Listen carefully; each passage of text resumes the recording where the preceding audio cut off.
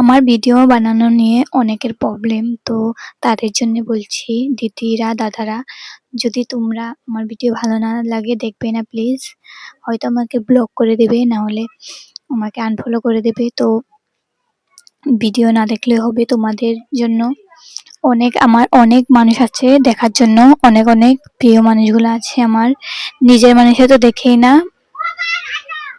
নিজের মানুষগুলা সাপোর্ট করেন না। তো হ্যালো এভরিওয়ান, গুড মর্নিং। সবাই কেমন আছো? আশা করছি সবাই ভালো আছো। আর আমার ভিডিওগুলো কিরকম লাগে তোমরা প্লিজ কমেন্টে জানিও। তো এখানে সকালে ঘুম থেকে উঠে চানটা করে নিলাম, তারপরে আজকে বানাচ্ছি ম্যাগি। সকালে জলখাবার ম্যাগি বানালাম। তো ম্যাগি আমি আর বোন খেয়ে নিলাম। ম্যাগি দেখো কতগুলো বাসন জমে গেছে। তো এখন আমি বাসনগুলো ধুইতে এসেছি কলপারে। তো আজকে মানে আমাদের রাস্তা বানাচ্ছে, তার জন্য এখানে বেড়া ছিল, আগে বেড়াটা খুলে ফেলেছে।